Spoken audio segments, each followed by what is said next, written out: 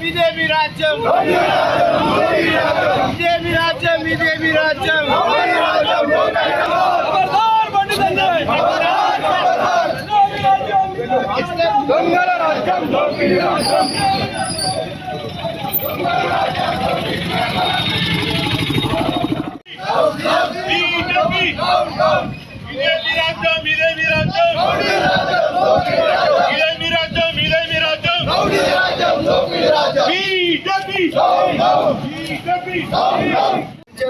కరీంనగర్ కార్పొరేటర్లు ఒక గుండాల్లాగా వివరించి కరీంనగర్ ఎమ్మెల్యే క్యాంపు కార్యాలయంపై అదేవిధంగా మా పాడి కౌశిక్ రెడ్డి హుజరాబాద్ ఎమ్మెల్యే కారుపై దాడి చేసి నిన్న ఒక భౌతిక దాడులకు ప్రేరేపించి మరి నిన్నటి రోజున ఇష్టం ఉన్న రీతిలో చెల్లడం జరిగింది.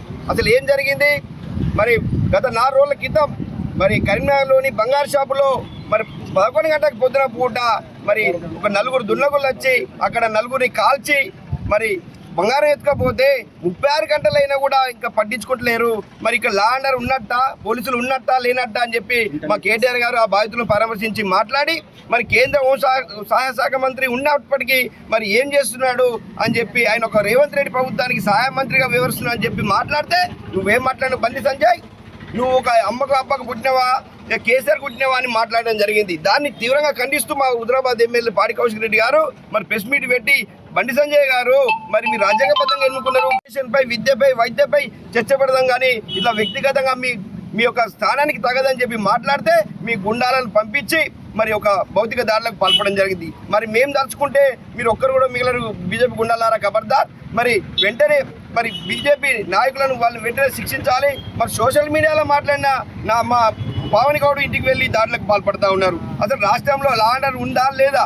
మరి ఎందుకు ఈ విధంగా వివరిస్తున్నారు? మరి బీజేపీ బండి సంజయ్ ఈ యొక్క పార్లమెంట్ పరిధిలో ₹1 తెచ్చింది లేదు. మరి వేములవాడ రాజన్న ఆలయానికి ₹1000 తెచ్చింది లేదు. కొండగట్ట అంజన్నకు ₹1000 తెచ్చింది లేదు. కానీ మరి ధర్మం పేరిట యువకులను రెచ్చగొట్టి బీజేపీ గుండాలను ఉసుగొల్పి మరి ఒక భౌతిక దాడులకు పాల్పడతా ఉన్నారు. దీన్ని మేము తీవ్రంగా ఖండిస్తాం.